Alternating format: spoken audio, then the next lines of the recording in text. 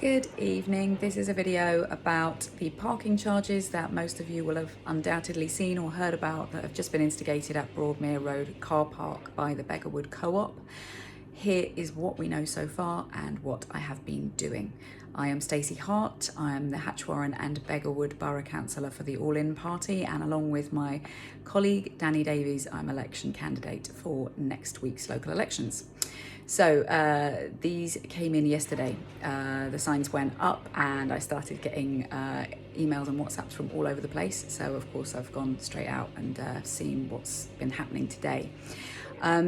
These signs are by a company who basically you can sign up to advertise your land for parking space. So if you have a house near a town centre, for example, or a train station, you can advertise your spot on there in the same way you might rent out a holiday home, and then people can, if they're looking for a local parking space, go on there and look for one that fits their budget and that fits their geography needs.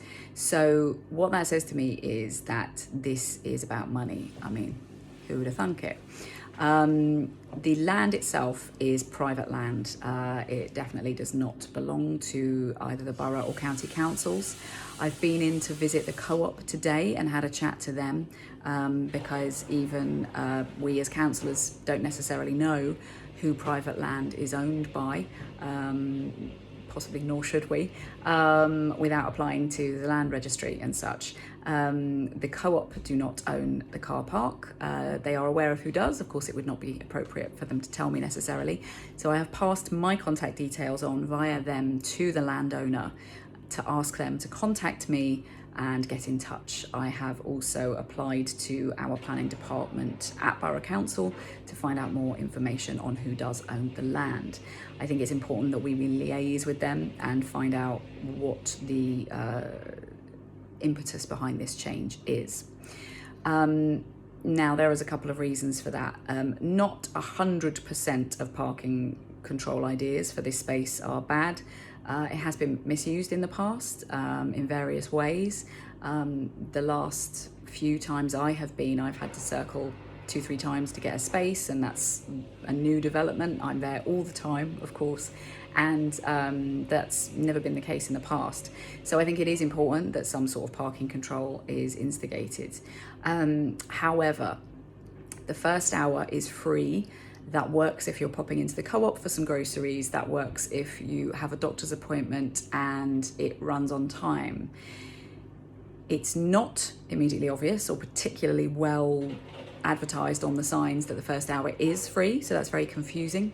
If you have to stay there for longer, the charges are not advertised up front. You have to enter in your car registration, and then you have to say how long you're going to be there. Obviously at this point your car registration has already been captured, so they know when you entered, and it gives you an amount of money that will cost you. It is not clear what the scale is in terms of the amounts of time and what it will cost you. It's also not clear whether that will change at different times of the day. So I've just been up there this evening and I gave it a try because I was attending a book club at the cafe in the park.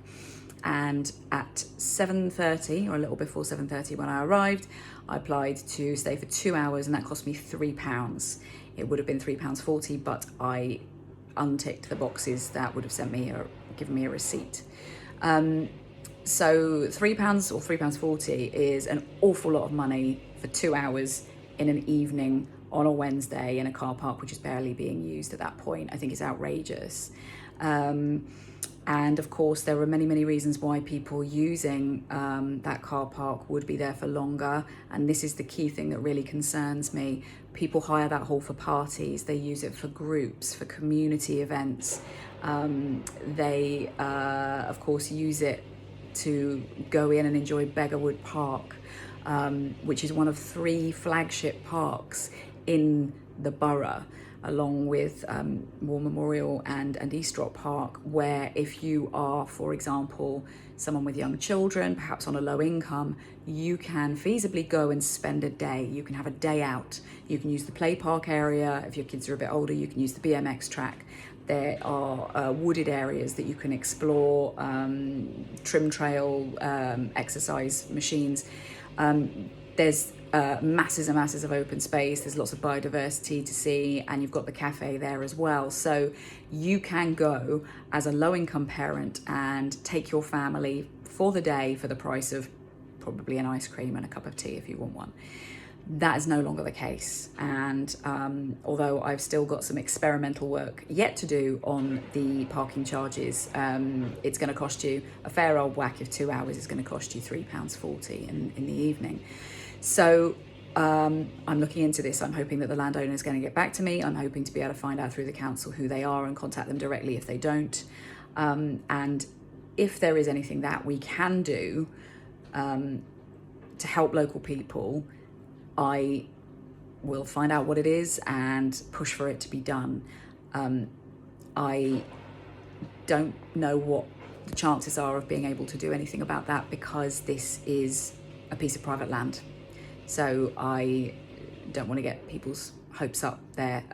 We cannot, as a council, tell people what to do with land they own. I'm not sure that we should be able to. This is obviously wrong. It's really concerning, and if there is something that we can do, then I will try and do it, and I will let people know what is going on as and when I hear more. Thanks for watching.